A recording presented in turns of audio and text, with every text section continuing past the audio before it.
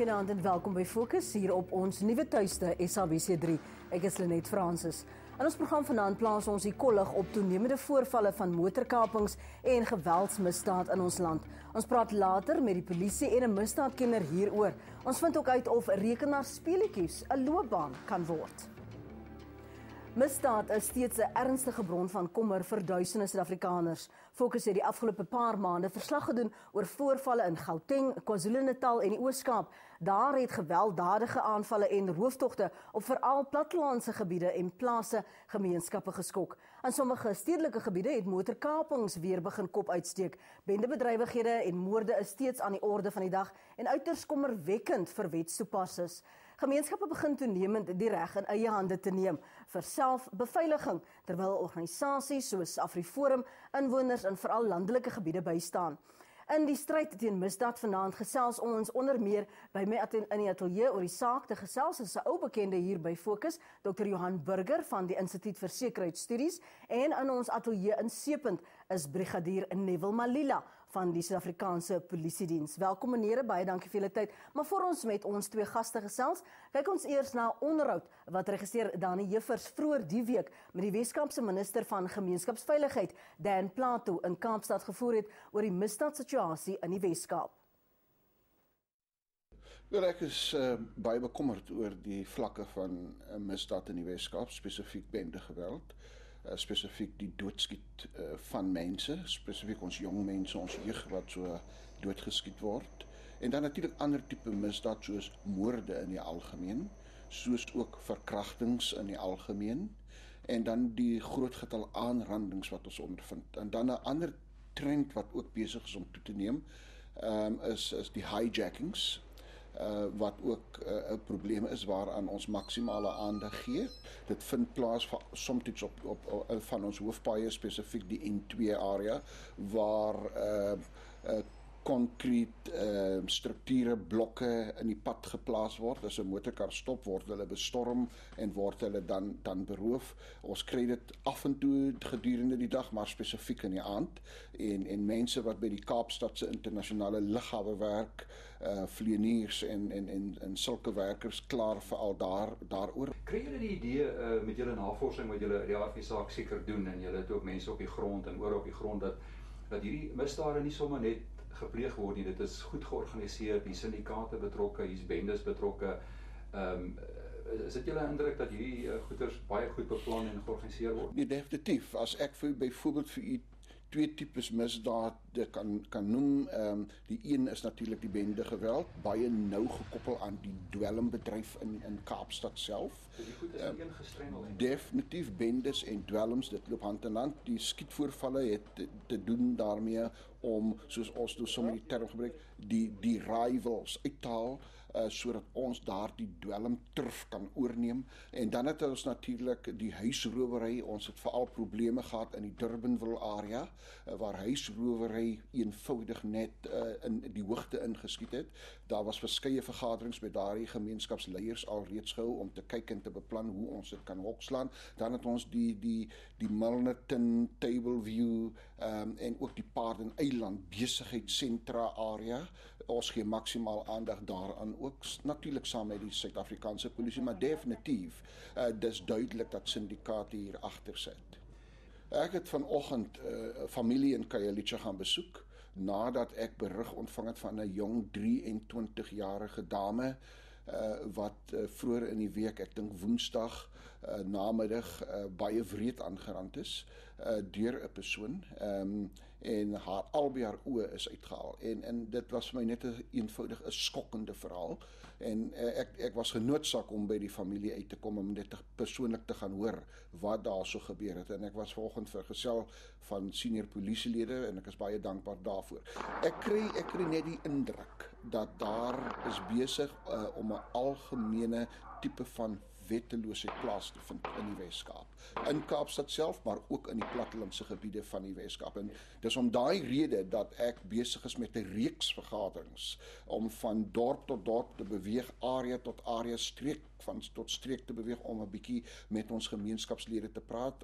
Ek doen dit deur middel van die polisieforums, die buurtwagte, die polisie self en ander mense met 'n belang by veiligheid en sekuriteit, dat ons net weer met mekaar praat, mekaar in die oë kyk en sê waar is die probleem, waar kom dit vandaan? En dan natuurlik ook praat ek gereeld ook met kerkleiers. Ek het hierdie ontbytsessies wat ons hou met kerkleiers om hulle te betrek, om vir hulle te sê, maar ons moet saam hande neem en kyk hoe ons as 'n eenheid hierdie probleme in die gemeenskappe kan hanteer en kan oplos. Hoe voel julle persoonlik oor die doodstraf eers daar?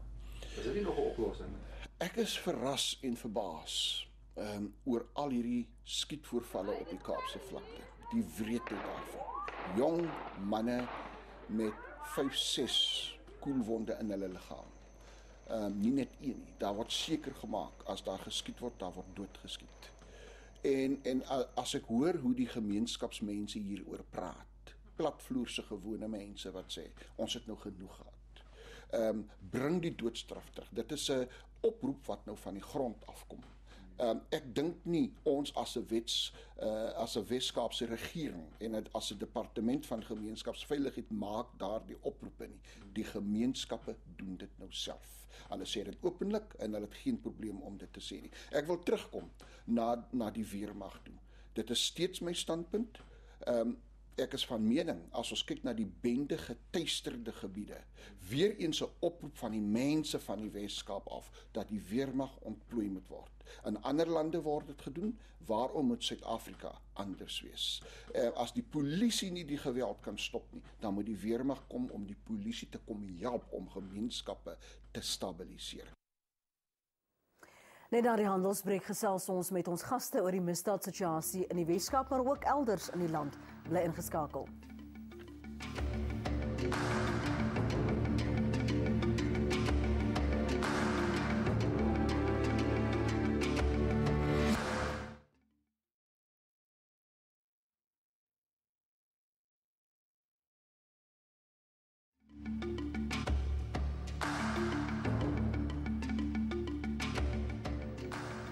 Welkom terug by Fokus. Ons gesels oor die misdaadsituasie in ons land.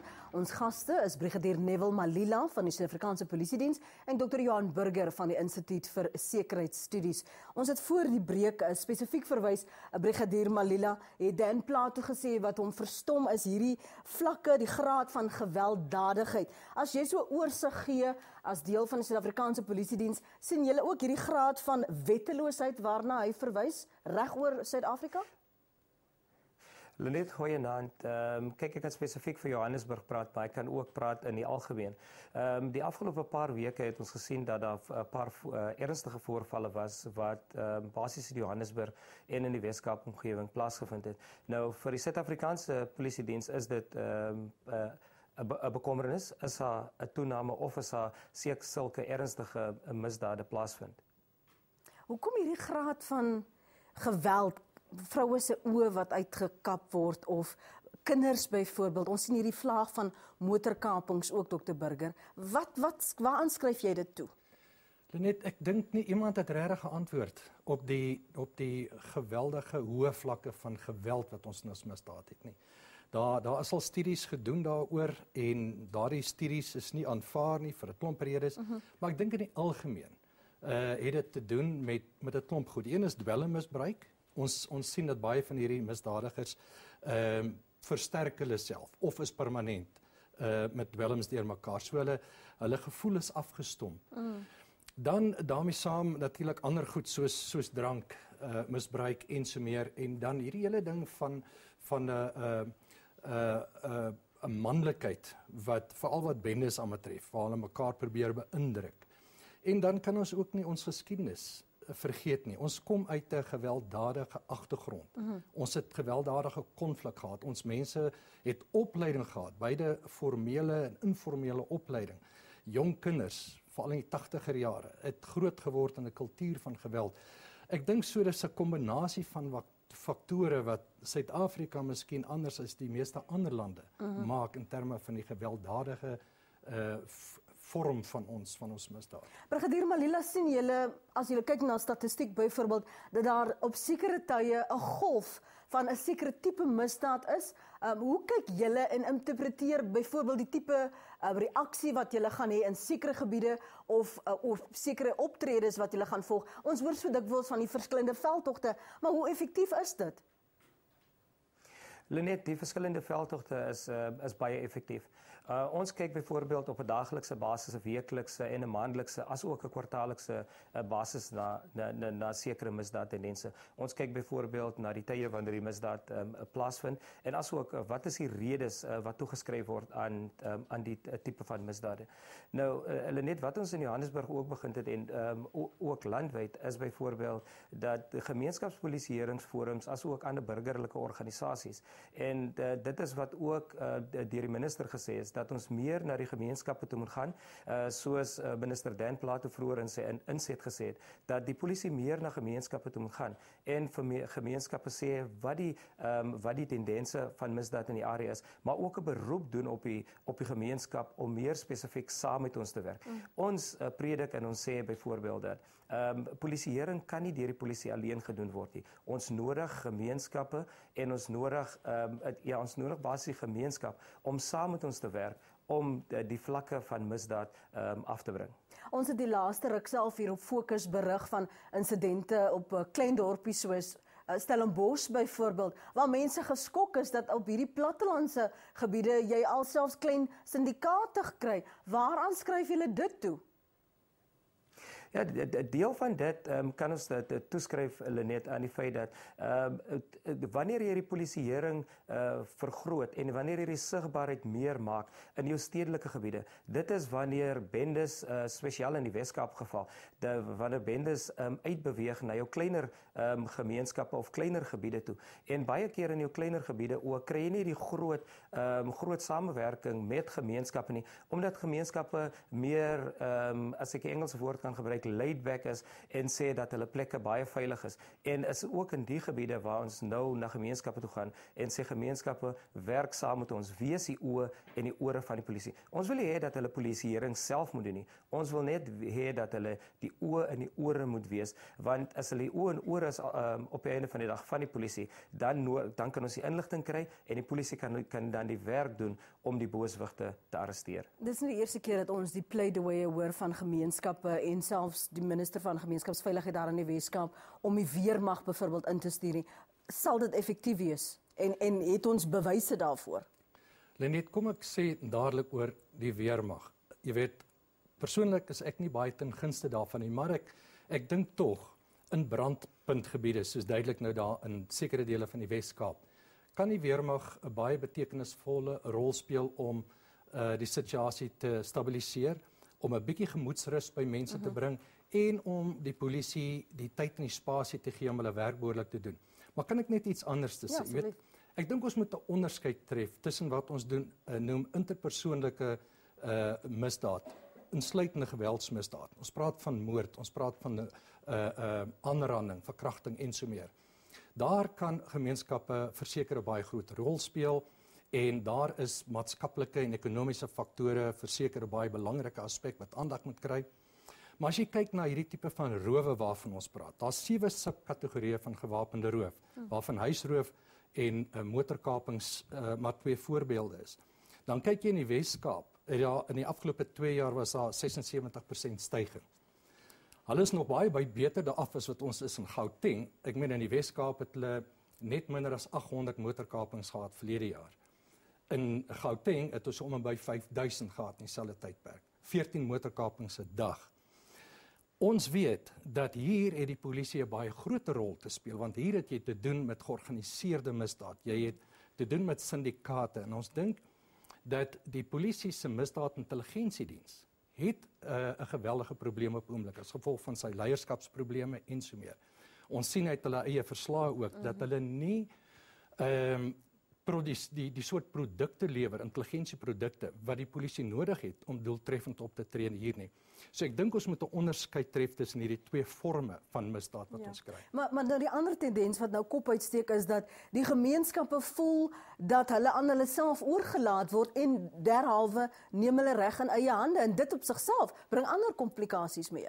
Dit is so, jy weet, nou kry jy dikwels die situasie dat wanneer gemeenskappe dit doen, vigilante optrede en die polisie daag op, dan word lede van die gemeenskap gearresteer, want hulle het dan een of ander misdaad gepleeg. Hulle blameer dan die polisie. So die polisie word dubbel geblameer. Word geblameer vir die feit dat hulle ondoeltreffend was, wat aanleiding gegee tot die gemeenskap se optrede. Daarna word hulle weer geblameer as hulle optree om gemeenskapslede te arresteer. So in die Wes-Kaap byvoorbeeld dink ek moet daar twee goed gebeur. Een is daar moet stabiliteit kom. Daar kan die weermag 'n baie groot rol speel sodat die polisie intensief kan gaan hulle werk doen. Kyk die sake waarna hulle wel aandag kan gee. En dan dit wat deur gemeenskapsoptrede gedoen kan word. Maar ek dink 'n baie belangrike ding is die polisie sal daadwerklik iets moet doen om hulle misdaadintelligensie optimaal te laat funksioneer. Ongelukkig is dit al waarvoor ons tyd het, maar die een duidelike boodskap uit hierdie gesprek is dat die polisie sal weer in beheer moet wees. Net die geloof en die vertroue in die gemeenskappe te herstel. Baie dankie vir jou tyd vanaand, Dr. Burger. Dankie ook brigadier Malila daar in Kaapstad. Net na die handelsbreek berig ons oor jong Suid-Afrikaners se pogings om werk te maak van rekenaarspeletjies.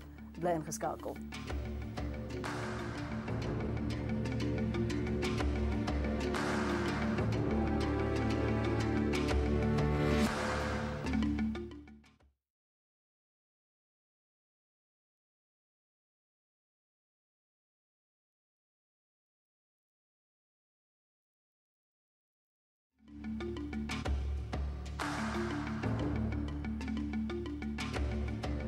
Welkom terug. Die groeiende belangstelling in rekenaar- en videospeletjies lok wêreldwyd tieners na hulle rekenaars met die hoop om op 'n sleutelbord te speel as 'n sport en ja, dalk selfs 'n loopbaan daarvan te maak. Die International Defence of the Ancient Internet toernooi het verlede week aan die wenspan 'n allemintige $5 miljoen Amerikaanse dollar besorg. Maar hoe lyk die belangstelling in Suid-Afrika? Leerling-regisseur Marisa Bruitenbach en kameraman Gerrit Botes berig oor die opkoms van elektroniese sport in Suid-Afrika. Hier is hul storie.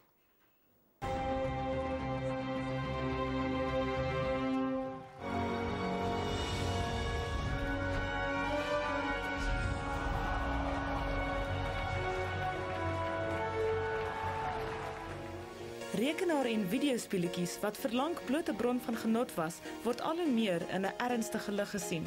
Van dat rekenaarspeletjies deur die internet gespeel kan word, is 'n deur oopgemaak vir mededingende rekenaarspele wat bekend staan as elektroniese sport, oftewel e-sport. In lande soos China en Amerika word mededingende rekenaarspele gesien as beide 'n sport en in sommige plekke selfs 'n loopbaan. Spelers kry salarisse van tot $300,000 per jaar en word betaal om in kompetisies deel te neem. Hierdie koers het ook Suid-Afrika bereik. Maar hoe lyk e-sport in Suid-Afrika? Esports is still very unseen basically in South Africa. No one's taking it very seriously. We still have that overriding perception that gaming is for children. And that's taking a long time to change. I don't think the public's ready for it at the moment. They still need to get more into understanding the complexities and the intricacies of esports. Daar is wel reeds 'n groot belangstelling in e-sport in Suid-Afrika en tieners sien rekenaarspeletjies as baie meer as net 'n tydsverdryf. Vir my is dit bietjie meer as 'n gewone hobby. Dit is 'n passie. Dit is beter as net om by die huis te kom en bietjie te gaan rekenaar speel. Dis kompeterend. Ek streef daarna om great te doen. Ek wil van die bestes wees, maar dit vat so baie tyd. Op die oomblik wil ek my studies klaarmaak, maar ek hou myself nog besig op die sidelines. Ek maak seker ek kry genoeg oefeninge, maar ek studeer terselfdertyd. Ek sal graag 'n professionele gamer wil wees. Ek dink dis enige great gamer se droom. Ywerige spelers sukkel wel om ondersteuning by hulle ouers te kry, aangesien e-sport steeds 'n vreemde en nuwe konsep is.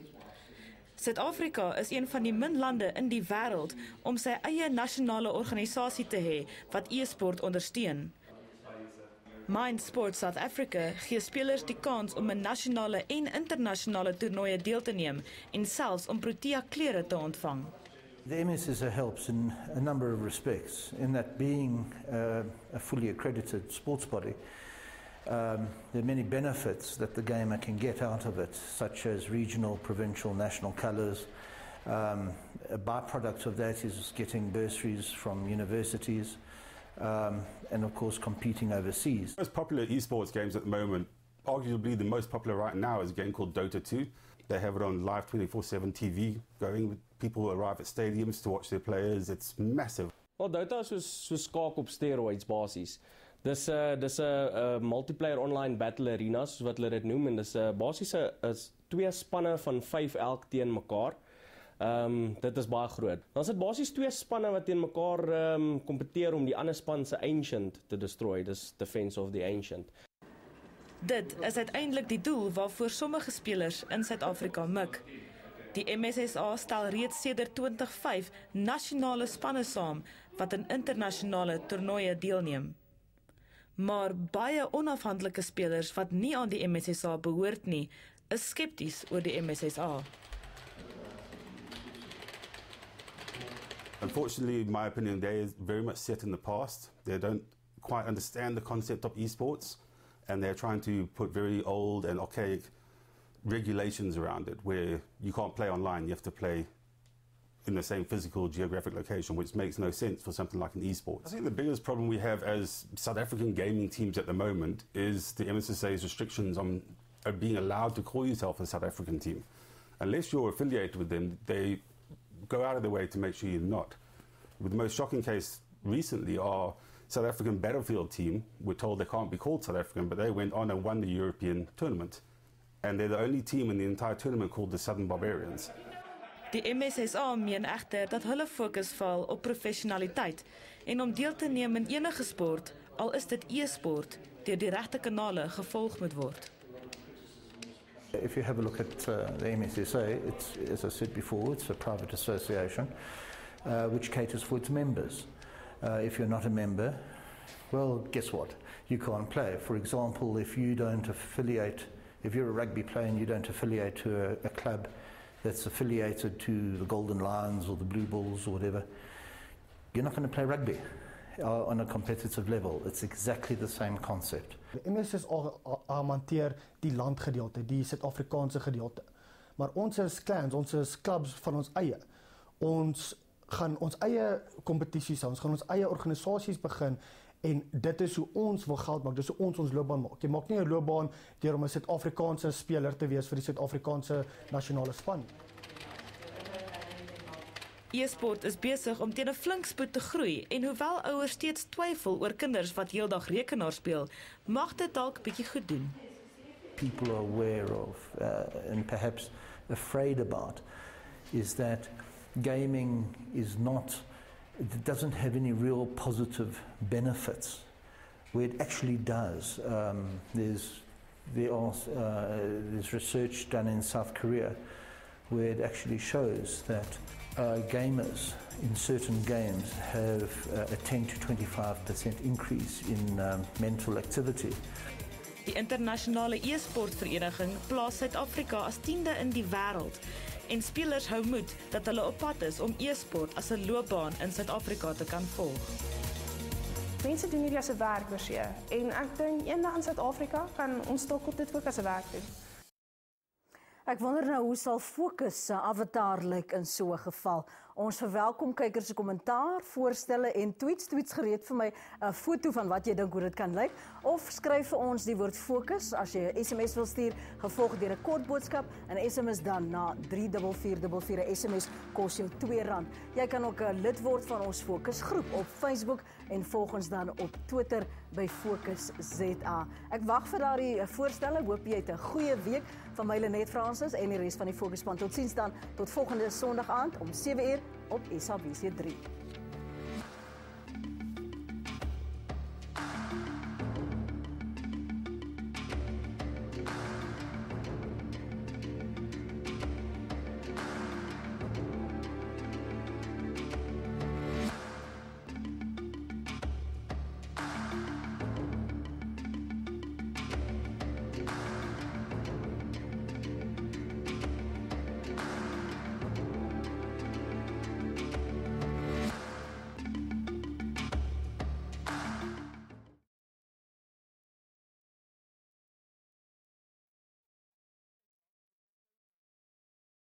I referred to earlier in our discussion. Let's talk about answers, because I think that was the prominent issue that came up a lot from NGOs and also victims. What do you, and what do we as the justice system say to victims who say and accuse us that we failed them because we don't have our ducks in order? Well, I think, Lynette, even when the trafficking bill is finalized, passed into law by the president, these things will still happen. You need to bear in mind that human trafficking is slavery, plain and simply. But more importantly, it's extremely lucrative. The person we saw on that insert referring to $10 to $12 billion was not correct. It's actually $32 billion per annum. That is an estimate, and it is a very conservative estimate of how much is brought in by human trafficking. So, as long as it brings in that kind of money, it will still happen. Our responsibility then is to ensure that we prevent it, is to also ensure through the legislation that is before us that we take care of those victims, whoever they may be, South Africans or foreign nationals who find themselves here. Let me just quickly interrupt you on that point, sir. In terms of taking care of victims, let's quickly talk about the type of compensation or the type of protection that this law or this bill will provide. Briefly, please. Very briefly, the bill seeks to punish the perpetrators by making them pay compensation to the victim and to the state. Now, how much that will be is left to the discretion of the courts. That's assuming that everybody in that chain has been arrested. That's correct. Well, not everybody. If it is found that a perpetrator of trafficking is arrested and he has certain assets, both here in South Africa and abroad, then we can take the necessary steps to seize those assets and in that way compensate his or her victim. When do you foresee this bill being passed, though? We're pretty confident that the discussions at the ministerial level will finish pretty soon and hopefully before the end of April. Before the end of April? Before the end of April. That's my own estimate. We hope to conclude our deliberations. And then what happens after that? After that, it is referred to the National Council of Provinces. They conduct their own process. I can't tell you how long they will take. And hopefully not before long, our president should sign it into law. Well, hopefully before the end of April, we'll have some movement on this. As long as you understand, Lynette, that when the president signs law into force, things don't spring into being automatically. It sometimes takes a while. I understand that, sir. My concern is just, what do you tell a victim? What do you tell a mother who's waiting for a perpetrator or an intruder to be punished? Sure. That's my concern. Thanks for your time. And we share that concern. Thank you very much. Dit was dan vanaand se fokus. Kykers se kommentaar en voorstelle is altyd welkom. Skryf net die woord fokus gevolg deur 'n kort boodskap en SMS dit na 34444. 'n SMS kos R2. En u kan gerus ook 'n lid word van ons fokus groep op Facebook. Menseregte Dag is om die draai. Indien jy voel jou regte as 'n mens en 'n Suid-Afrikaner word misken, moenie swyg nie. Staan op. Laat jou stem hoor. Vir my, Lynette Francis en die res van die Fokusspan, totsiens tot volgende Sondag aand.